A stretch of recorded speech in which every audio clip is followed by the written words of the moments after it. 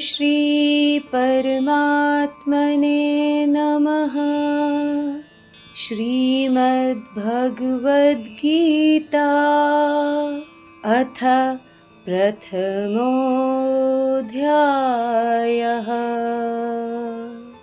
धृतराष्ट्र उवाच धर्मक्षेत्रे कुरुक्षेत्रे समवेतायुयुत्सवः मामकाः पाण्डवाश्चैव किम कुर्वत संजय। धृतराष्ट्र बोले, हे संजय, धर्म भूमि कुरुक्षेत्र में एकत्रित युद्ध की इच्छा वाले मेरे और पांडु के पुत्रों ने क्या किया। संजय उवाच दृष्ट्वा तु पाण्डवानीकं व्यूढन् दुर्योधनस्तदा आचार्यमुपसंगम्य राजा वचनम् अब्रवीत्। संजय बोले, उस समय राजा दुर्योधन ने व्यूह रचना युक्त पांडवों की सेना को देखा और द्रोणाचार्य के पास जाकर ये वचन कहे, पश्यैतां पाण्डुपुत्राणाम् आचार्य महतीं च मूं व्यूढान् द्रुपदपुत्रेण तव शिष्येण धीमता। हे आचार्य, आपके बुद्धिमान शिष्य द्रुपद पुत्र धृष्टद्युम्न द्वारा व्यूहाकार खड़ी की हुई पांडु पुत्रों की इस बड़ी विशाल सेना को देखिए। अत्र शूरा महेश्वासा भीमार्जुन समायुधि युयुधानो विराटश्च द्रुपदश्च महारथः। इस सेना में अर्जुन और भीम के समान युद्ध करने वाले अनेक वीर धनुर्धर हैं, जैसे महारथी युयुधान, विराट तथा द्रुपद। धृष्टकेतुश्चेकितानः काशीराजश्च वीर्यवान् पुरुजित् कुन्तिभोजश्च शैब्यश्च नरपुंगवः। इनके साथ ही धृष्टकेतु, चेकितान, काशीराज, पुरुजित, कुंतीभोज, शैब्य जैसे महान शक्तिशाली योद्धा भी हैं। युधामन्युश्च विक्रांत उत्तमौजाश्च वीर्यवान् सौभद्रो द्रौपदेयाश्च सर्व एव महारथाः। पराक्रमी युधामन्यु, अत्यंत शक्तिशाली उत्तमौजा, सुभद्रा पुत्र अभिमन्यु एवं द्रौपदी के पुत्र, ये सभी महारथी हैं। अस्माकं तु विशिष्टा ये तान्निबोध द्विजोत्तम नायका मम सैन्यस्य संयार्थं तान् ब्रवीमि ते। किंतु हे ब्राह्मण श्रेष्ठ, आपकी सूचना के लिए मैं अपनी सेना के उन नायकों के विषय में बताना चाहूँगा जो मेरी सेना को संचालित करने में विशेष रूप से निपुण हैं। भवान् भीष्मश्च कर्णश्च कृपश्च समितिञ्जयः अश्वत्थामा विकर्णश्च सौमदत्तस्तथैव च।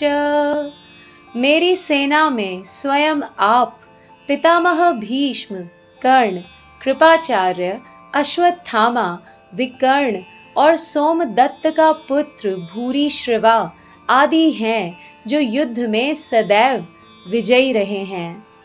अन्ये च बहवः शूरा मदर्थे त्यक्तजीविताः नानाशस्त्रप्रहरणाः सर्वे युद्धविशारदाः।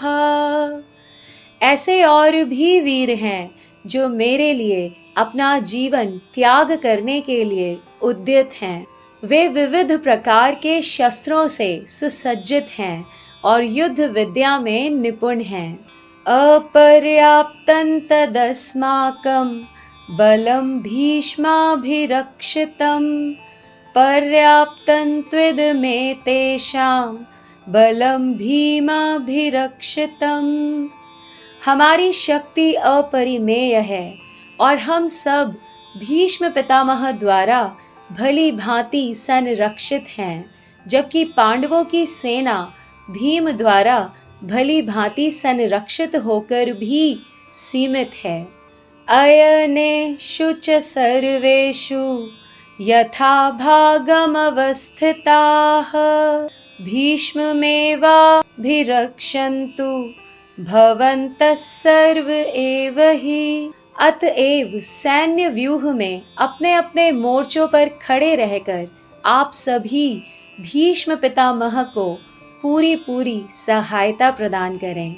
तस्य संजनयन् हर्षं कुरु वृद्धः पितामहः सिंहनादं विनद्योच्चैः शंखदध्मौ प्रतापवान। तब कुरुवंश के वयोवृद्ध परम प्रतापी एवं वृद्ध पितामह भीष्म सिंह गर्जना की सी ध्वनि वाले अपने शंख को उच्च स्वर से बजाते हैं, जिससे दुर्योधन को अत्यंत हर्ष हुआ। ततः शंखाश्च भैर्यश्च पर्णवानक गोमुखाः सहसैवाभ्यहन्यन्त सशब्दस्तुमुलोऽभवत्। तत्पश्चात शंख, नगाड़े, विगुल, तुरही तथा सींग सहसा एक साथ बज उठे। वह संवेत स्वर अत्यंत कोलाहल पूर्ण था।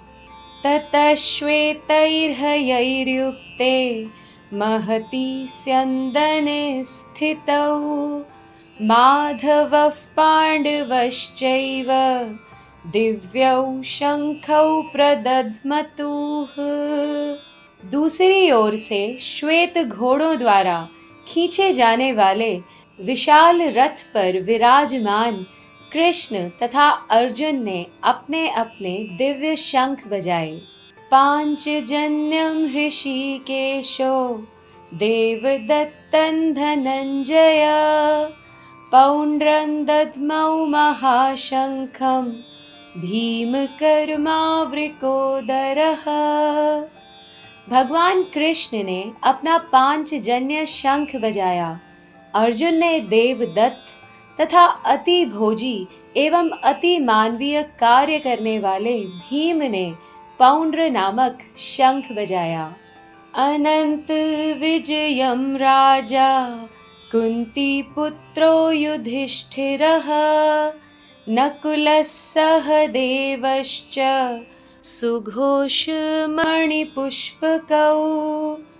काश्यश्च परमेश्वासश्च शिखंडी च महारथः धृष्टद्युम्नो विराटश्च सात्यकिश्चापराजितः द्रुपदो द्रौपदेयाश्च सर्वेशः पृथिवीपते सौभद्रश्च महाबाहुश्च शंखान् दध्मुः पृथक् पृथक्। हे राजन, कुंती पुत्र राजा युधिष्ठिर ने अपना अनंत विजय नामक शंख बजाया तथा नकुल और सहदेव ने सुघोष एवं मणि पुष्पक शंख बजाए। महान धनुर्धर काशीराज परम योद्धा शिखंडी धृष्टद्युम्न विराट अजेय सात्यकी द्रुपद द्रौपदी के पुत्र तथा सुभद्रा के महाबाहु पुत्र आदि सबों ने अपने अपने शंख बजाए। सघोषोधार्तराष्ट्राणां हृदयानि व्यदारयत् नभश्च पृथिवीं चैव तुमुलोऽभ्यनुनादयन्। इन विभिन्न शंखों की ध्वनि कोलाहल पूर्ण बन गई, जो आकाश तथा पृथ्वी को शब्दायमान करती हुई धृतराष्ट्र के पुत्रों के हृदय को विदीर्ण करने लगी। अथ व्यवस्थितान् दृष्ट्वा धार्तराष्ट्रान् कपिध्वजः प्रवृत्ते शस्त्रसम्पाते धनुरुद्यम्य पाण्डवः हृषीकेशं तदा वाक्यम् इदमाह महीपते। उस समय हनुमान से अंकित ध्वजा लगे रथ पर विराजमान पांडु पुत्र अर्जुन अपना धनुष उठाकर तीर चलाने के लिए उद्यत हुए। हे राजन, धृतराष्ट्र के पुत्रों को व्यूह में खड़ा देखकर अर्जुन ने श्री कृष्ण से ये वचन कहे। अर्जुनोवाच सेनयोरुभयोर्मध्ये रथं स्थापयमेच्युत यावदेतान्निरीक्षेऽहं योद्धुकामानवस्थितान् कैर्मया सह योद्धव्यम् अस्मिन् रणसमुद्यमे। अर्जुन ने कहा, हे अच्युत, कृपा करके मेरा रथ दोनों सेनाओं के बीच में ले चलें, जिससे मैं यहाँ युद्ध की अभिलाषा रखने वालों को और शस्त्रों की इस महान परीक्षा में जिनसे मुझे संघर्ष करना है उन्हें देख सकूं। योत्स्यमानान् वेक्षेऽहं य एतेऽत्र समागताः धार्तराष्ट्रस्य दुर्बुद्धेर्युद्धे प्रियचिकीर्षवः। मुझे उन लोगों को देखने दीजिए जो यहाँ पर धृतराष्ट्र के दुर्बुद्धि पुत्र दुर्योधन को प्रसन्न करने की इच्छा से लड़ने के लिए आए हुए हैं। संजय उवाच एवमुक्तो हृषीकेशो गुडाकेशेन भारत सेनयोरुभयोर्मध्ये स्थापयित्वा रथोत्तमम्। संजय ने कहा, हे भरतवंशी, अर्जुन द्वारा इस प्रकार संबोधित किए जाने पर भगवान कृष्ण ने दोनों दलों के बीच में उस उत्तम रथ को लाकर खड़ा कर दिया। भीष्म द्रोण प्रमुखतस् सर्वेषां च महीक्षिताम् उवाच पार्थ पश्यैतान् समवेतान् कुरु नीति। भीष्म, द्रोण तथा विश्व भर के अन्य समस्त राजाओं के सामने भगवान ने कहा कि हे पार्थ, यहाँ पर एकत्र सारे कुरुओं को देखो।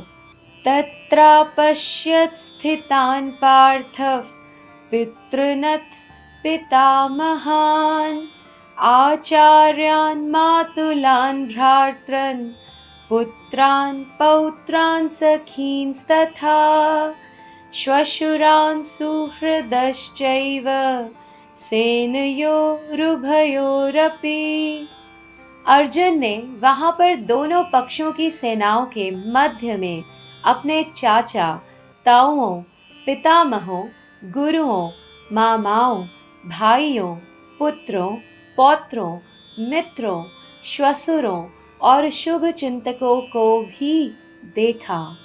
तान् समीक्ष्य स कौन्तेयस् सर्वान् बन्धून् वस्थितान् कृपया पर्याविष्टो विषीदन्निदमब्रवीत्। जब कुंती पुत्र अर्जुन ने मित्रों तथा संबंधियों की इन विभिन्न श्रेणियों को देखा तो वह करुणा से अभिभूत हो गया और इस प्रकार बोला। अर्जुनोवाच दृष्ट्वेमं स्वजनं कृष्ण युयुत्सुं समुपस्थितं सीदन्ति मम गात्राणि मुखञ्च परिशुष्यति वेपथुश्च शरीरे मे रोमहर्षश्च जायते। अर्जुन ने कहा, हे कृष्ण, इस प्रकार युद्ध की इच्छा रखने वाले मित्रों तथा संबंधियों को अपने समक्ष उपस्थित देखकर मेरे शरीर के अंग कांप रहे हैं और मेरा मुख सूखा जा रहा है। मेरा सारा शरीर कांप रहा है, मेरे रोंगटे खड़े हो रहे हैं। गांडीवं स्रंसते हस्ता त्वक्चैव परिदह्यते न च शक्नोम्यवस्थातुं भ्रमतीव च मे मनः। मेरा गांडीव धनुष मेरे हाथ से सरक रहा है और मेरी त्वचा जल रही है। मैं यहाँ अब और अधिक खड़ा रहने में असमर्थ हूँ। मैं अपने को भूल रहा हूँ और मेरा सर चकरा रहा है। निमित्तानि च पश्यामि विपरीतानि केशव न च श्रेयोनुपश्यामि हत्वा स्वजनमाहवे। हे कृष्ण, मुझे तो केवल अमंगल के कारण दिख रहे हैं। हे कृष्ण, इस युद्ध में अपने ही स्वजनों का वध करने से मुझे कोई अच्छाई नहीं दिखती। न कांक्षे विजयं कृष्ण न च राज्यं सुखानि च किन्नो राज्येन गोविन्द किं भोगैर्जीवितेन वा। और न मैं उससे किसी प्रकार की विजय, राज्य या सुख की इच्छा रखता हूँ। जब हमारे मन में किसी प्रकार की कामना ही नहीं, तो फिर कितना ही बड़ा राज्य क्यों न मिल जाए, उससे क्या लाभ। ये शामर्थे कांक्षितन नो राज्यं भोगा सुखानि च त इमेव स्थिता युद्धे प्राणान् त्यक्त्वा धनानि च आचार्याः पितरः पुत्रास्तथैव च पितामहाः मातुलाः श्वशुराः पौत्राश्च शालाः सम्बन्धिनस्तथा एतान् हन्तुमिच्छामि घ्नतोऽपि मधुसूदन अपि त्रैलोक्यराज्यस्य हेतोः किन्नु मही कृते निहत्य धार्तराष्ट्रान्नः का प्रीति स्या जनार्दन पापमेवाश्रयेदस्मान् त्वयितानाततायिनः। हे गोविंद, हमें राज्य, सुख अथवा इस जीवन से क्या लाभ, क्योंकि जिन सारे लोगों के लिए हम उन्हें चाहते हैं वे ही इस युद्ध भूमि में खड़े हैं। हे मधुसूदन, जब गुरुजन, पितृगण, पुत्रगण, पितामह, मामा, श्वसुर, पौत्रगण, साले तथा अन्य सारे संबंधी अपना धन एवं प्राण देने के लिए तत्पर हैं और मेरे समक्ष खड़े हैं, तो फिर मैं इन सबको क्यों मारना चाहूँगा, भले ही वे मुझे क्यों न मार डालें। हे जीवों के पालक, मैं इन सबों से लड़ने को तैयार नहीं, भले ही बदले में मुझे तीनों लोग क्यों न मिलते हों। इस धरती की तो बात ही छोड़ दें। भला धृतराष्ट्र के पुत्रों को मारकर हमें कौन सी प्रसन्नता मिलेगी। यदि हम ऐसे आतताइयों का वध करते हैं तो हम पर निश्चित ही पाप चढ़ेगा। तस्मान्नार्हा वयं हन्तुं धार्तराष्ट्रान् स्वबान्धवान् स्वजनं हि कथं हत्वा सुखिनः स्याम माधव। अतः यह उचित नहीं होगा कि हम धृतराष्ट्र के पुत्रों तथा उनके मित्रों का वध करें। हे लक्ष्मीपति कृष्ण, इससे हमें क्या लाभ होगा और अपने ही कुटुंबियों को मारकर हम किस प्रकार सुखी हो सकते हैं। यद्यप्येतेन पश्यति लोभोपहत चेतसः कुलक्षये कृतं दोषं मित्रद्रोहे च पातकं कथन्नज्ञेयमस्माभिः पापादस्मान् निवर्तितुं कुलक्षय कृतं दोषं प्रपश्यद्भिर्जनार्दन। हे जनार्दन, यद्यपि लोभ से अभिभूत चित्त वाले ये लोग अपने परिवार को मारने या अपने मित्रों से द्रोह करने में कोई दोष नहीं देखते, किंतु हम लोग जो परिवार के विनष्ट करने में अपराध देख सकते हैं, तो ऐसे पाप कर्मों में क्यों प्रवृत्त हों। कुलक्षये प्रणश्यन्ति कुलधर्मा सनातनाः, धर्मे नष्टे कुलं कृत्स्नं धर्मो भिभवत्युत। कुल का नाश होने पर सनातन कुल परंपरा नष्ट हो जाती है और इस प्रकार शेष कुल भी अधर्म में प्रवृत्त हो जाता है।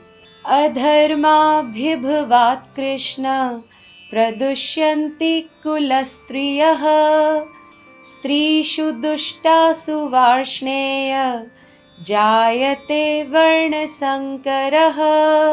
हे कृष्ण, जब कुल में अधर्म प्रमुख हो जाता है तो कुल की स्त्रियां दूषित हो जाती हैं और स्त्रीत्व के पतन से हे वृष्णिवंशी अवांछित संतानें उत्पन्न होती हैं। संकरो नरकायैव कुलघ्नानां कुलस्य च, पतन्ति पितरो ह्येषां लुप्तपिण्डोदक क्रियाः। अवांछित संतानों की वृद्धि से निश्चित ही परिवार के लिए तथा पारिवारिक परंपरा को विनष्ट करने वालों के लिए नारकीय जीवन उत्पन्न होता है। ऐसे पतित कुलों के पुरखे गिर जाते हैं, क्योंकि उन्हें जल तथा पिंडदान देने की क्रियाएं समाप्त हो जाती हैं।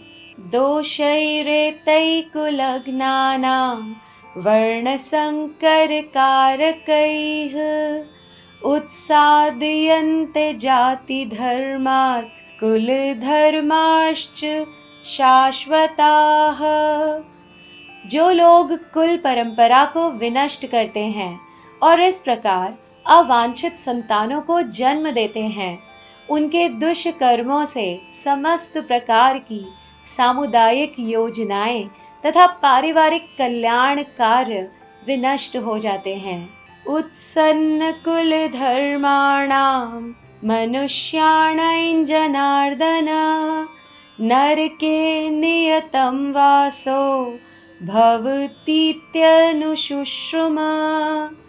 हे प्रजापालक कृष्ण, मैंने गुरु परंपरा से सुना है कि जो लोग कुल धर्म का विनाश करते हैं वे सदैव नरक में वास करते हैं। अहो बत महत पापं कर्तुं व्यवसिता वयं, यद्राज्य सुख लोभेन हन्तुं स्वजनमुद्यताः। ओह, कितने आश्चर्य की बात है कि हम सब जघन्य पाप कर्म करने के लिए उद्यत हो रहे हैं। राज्य सुख भोगने की इच्छा से प्रेरित होकर हम अपने संबंधियों को मारने पर तुले हैं। यदिमाम प्रतीकारं शस्त्रं शस्त्रपाणयः, धार्तराष्ट्रारणे हन्युस्तन्मे क्षेमतरं भवेत्। यदि शस्त्रधारी धृतराष्ट्र के पुत्र मुझ निहत्थे तथा रणभूमि में प्रतिरोध न करने वाले को मारे तो यह मेरे लिए श्रेयस्कर होगा। संजय उवाच एवमुक्त्वार्जुनः संख्ये रथोपस्थ उपाविशत्, विसृज्य सशरैं चापं शोकसंविघ्नमानसः। संजय ने कहा, युद्ध भूमि में इस प्रकार कहकर अर्जुन ने अपना धनुष तथा बाण एक ओर रख दिया और शोक संतप्त चित्त से रथ के आसन पर बैठ गया। ओम तत्सदिति। श्रीमद्भगवद्गीतासु उपनिषत्सु ब्रह्मविद्यायां योगशास्त्रे श्रीकृष्णार्जुनसंवादे अर्जुनविषादयोगो नाम प्रथमोऽध्यायः। ॐ श्रीकृष्णार्पणमस्तु। ॐ श्री हरये नमः। हरये नमः। हरये नमः। आइए श्रीमद् भगवद गीता के प्रथम अध्याय के अर्थ को जानते हैं। जैसा कि हम इस चित्र में देख रहे हैं, भव सागर में गोते लगाता मनुष्य दुखों से व्यथित है, शांति चाहता है, किंतु भावनाओं में घिरे होने के कारण भव रोग, जो सबसे बड़ा रोग है, उसे सदा घेरे रहता है। वो दुखों से कभी बाहर निकल ही नहीं पाता। वो सांसारिक वस्तुओं में सुख खोजता रहता है। कोई स्त्री के पीछे भाग रहा है, कोई पुरुष के पीछे, कोई धन के पीछे, तो कोई अन्य किसी कामना के पीछे, जिनके पूरा होने पर कभी कभी क्षणिक सुख तो अवश्य ही मिल जाता है, पर अंत में फिर वही दुख शेष रहता है। ऐसे में कौन है जो हमें इस भवसागर से बाहर निकाल असीम शांति प्रदान कर सकता है? ऐसा परम आनंद जो कभी भंग ही ना हो। ऐसा तो मात्र यहाँ एक ही है, ईश्वर कृष्ण, जो हमें सदैव उपलब्ध तो हैं, हमारा हाथ पकड़ने के लिए सदैव तैयार हैं, बस हम ही उन्हें उपलब्ध नहीं हैं। अनेक कामनाएं, अनेक कार्य हमारे मार्ग में बाधा बने खड़े रहते हैं और हम कृष्ण को कभी उपलब्ध ही नहीं हो पाते, और यही कारण है कि यहाँ सब दुखी हैं। आइए एक पग हम बढ़ाते हैं उनकी ओर, फिर तो अर्जुन की तरह हमारी नैया वे ही पार लगाएंगे।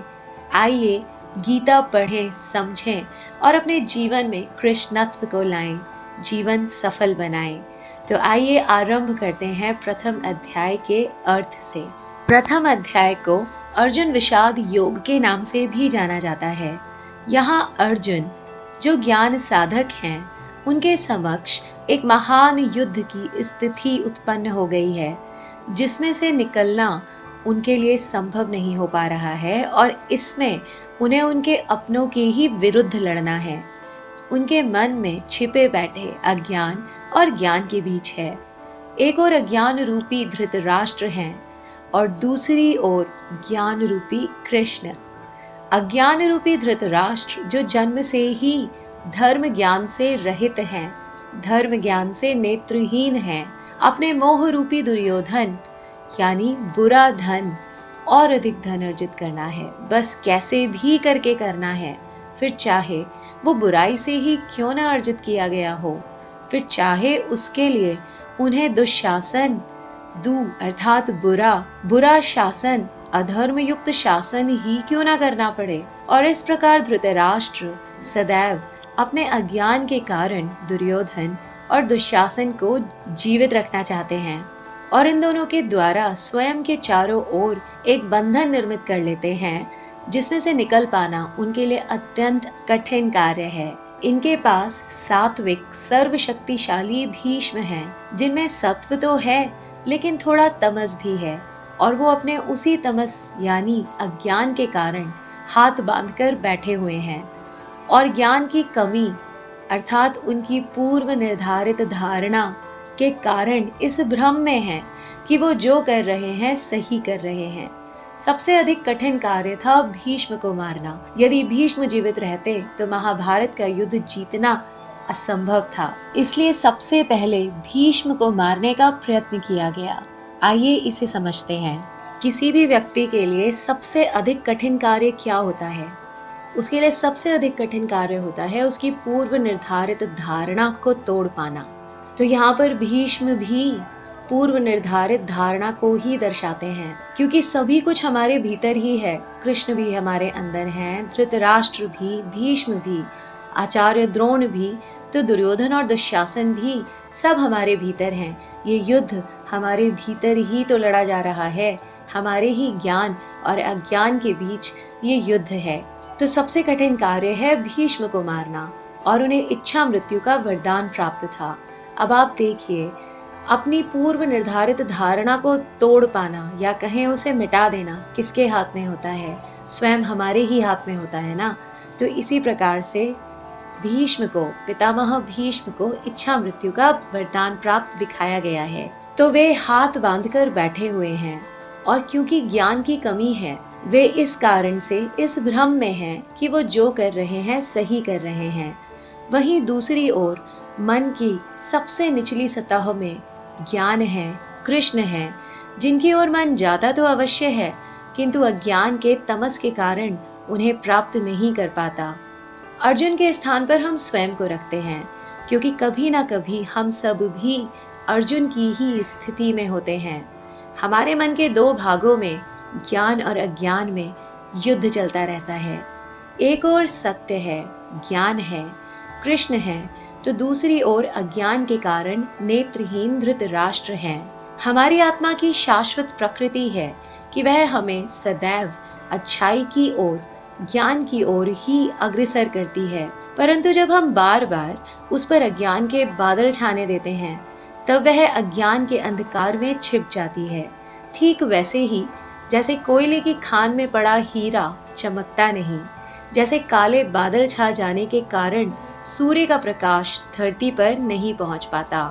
पर जिस दिन शक्ति अर्जित करके हम अपने मन से इन अज्ञान रूपी बादलों को हटाने का प्रयत्न करते हैं, हर संभव प्रयास करते हैं, मन में बसे उस ज्ञान को, कृष्ण को, धर्म को जागृत करने की चेष्टा करते हैं, उनको सुनते हैं, कृष्ण को गुरु बना उनके आगे पूर्ण समर्पण करते हैं, स्वयं को मिटाकर कृष्ण को ही पाने का प्रयास करते हैं, तो अज्ञान रूपी धृतराष्ट्र और उसके मोह रूपी विकार, दुर्योधन, दुशासन व अन्य 100 प्रकार के विकार, बुराइयां स्वतः ही मिट जाते हैं, समाप्त हो जाते हैं।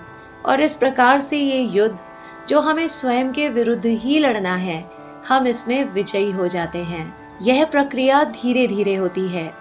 मन के इस द्वंद्व की स्थिति में पहले मन में छिपे भ्रम, पूर्व निर्धारित धारणा, अज्ञान, भीष्म शंखनाद करते हैं। वह उनके साथ साथ उनकी ओर से अन्य कई साथी भी शंखनाद करते हैं। यानी हमारा मन इनकी ओर अत्यंत उत्सुकता से लगा रहता है, इन्हीं से गुंजायमान होता रहता है। तो तभी दूसरी ओर भगवान कृष्ण अपना पांचजन्य शंख बजाते हैं। पांचजन्य यानी अपनी 5 ज्ञानेंद्रियों के माध्यम से शब्द, गंध, स्पर्श, रूप, रस आदि को समेटकर, नियंत्रित करके कृष्ण के समक्ष समर्पण करना है। अपनी इन ज्ञानेंद्रियों से ज्ञान अर्जित करना है, कृष्ण को जानना है, बाह्य संसार से स्वयं को कुछ समय के लिए विलक करके अपने परम गुरु को जानने का प्रयास करना है। उसके बाद अर्जुन देवदत्त नामक शंख बजाते हैं, अर्थात ज्ञानेंद्रियों से कृष्ण को जानकर देवत्व को प्राप्त करना है। फिर अथाह आध्यात्मिक बल आएगा। अथाह आध्यात्मिक बल अर्थात भीम अपना पौंड्र नामक शंख बजाते हैं। सबसे अधिक बल आध्यात्मिक बल में होता है, इसमें सबसे अधिक शक्ति होती है। आध्यात्मिक बल मिलने पर मनुष्य धर्मार्थ कार्यों में लगता है, उसमें धर्म जागृत होता है, और जब मनुष्य में धर्म जागृत होता है तो उसकी विजय होना निश्चित हो जाती है, क्योंकि वो अपने सभी विकारों पर विजय प्राप्त कर चुका है, स्वयं को जीत चुका है। और तभी धर्मराज युधिष्ठिर अपना अनंत विजय नामक शंख बजाते हैं। अनंत विजय यानी धर्म पर यदि स्थिरता रहेगी तो अनंत परमात्म तत्व, परमात्मा जो अनंत है, उसको जानकर विजय होना निश्चित है, क्योंकि यही इस जीवन का एकमात्र वास्तविक उद्देश्य है। अब धर्मराज युधिष्ठिर के बाद नकुल सुघोष नामक शंख अर्थात अच्छी घोषणा, समाज हित को देखते हुए कार्य किए जाते हैं। सुखद ध्वनि अच्छे विचार, धर्मार्थ कार्य अपना शंख बजाते हैं। देखिए, जब अथाह आध्यात्मिक बल के द्वारा हम जगत के कल्याण हेतु अनंत धर्मार्थ कार्य करते हैं, तो एक सुखद दिव्य अनुभूति होती है और हम सदैव ऊर्जावान रहते हैं। और इसके बाद फिर सहदेव अपना मणि पुष्पक शंख बजाते हैं। मणि पुष्पक, मणि के समान बहुमूल्य अपनी प्रत्येक श्वास को धर्म से बांध लिया है। अब इनके हृदय में कृष्णत्व प्राप्ति के पुष्प खिल रहे हैं। यह सदैव अनंत प्रसन्नता में रहते हैं। मणि के समान इनके व्यक्तित्व की चमक और पुष्प के समान विचारों की गंध दूर दूर तक जाती है। अभी ये सब हो ही रहा था कि अर्जुन या कहें हम स्वयं को इन दोनों पक्षों के मध्य खड़ा कर देते हैं और एक बार फिर युधिष्ठिर, दुर्योधन, दुशासन और उनके साथी हमें अपनी ओर खींचने लगते हैं, हमारा ध्यान अपनी ओर ले जाते हैं। तो हमारे मन में जो थोड़ा सा ज्ञान रूपी प्रकाश हुआ था, अभी थोड़ा ही था क्योंकि अभी ज्ञान साधना पूरी नहीं हुई है, अभी तो मात्र उस ओर ध्यान गया है बस। तो हम पुनः शस्त्र त्याग कर बैठ जाते हैं कि अरे हमें नहीं पड़ना इस युद्ध में, हमें तो माया अधिक प्रिय है, पता नहीं इस ओर बढ़ने पर क्या क्या छूटेगा हमसे। अब इस युद्ध में बढ़ने पर अर्जुन के मन में बहुत से प्रश्न उठ रहे हैं कि इस युद्ध को करने के पश्चात उन्हें क्या प्राप्त होगा। यदि वो इन सबको मार भी देते हैं या इनका प्रभुत्व अपने ऊपर से हटा देते हैं तो उन्हें क्या प्राप्त होगा, वो इस युद्ध में जीतेंगे या नहीं जीतेंगे। यदि वो इन सबको मार डालते हैं तो कुल का विनाश हो जाएगा। वो अलग अलग प्रकार का स्पष्टीकरण देने लगते हैं कि यदि मैंने ये युद्ध लड़ा तो इसमें मुझे अपने ही कुल के संबंधियों को मारना होगा, और जब कुल का ही समस्त विध्वंस हो जाएगा तो मैं राज्य किस पर करूंगा।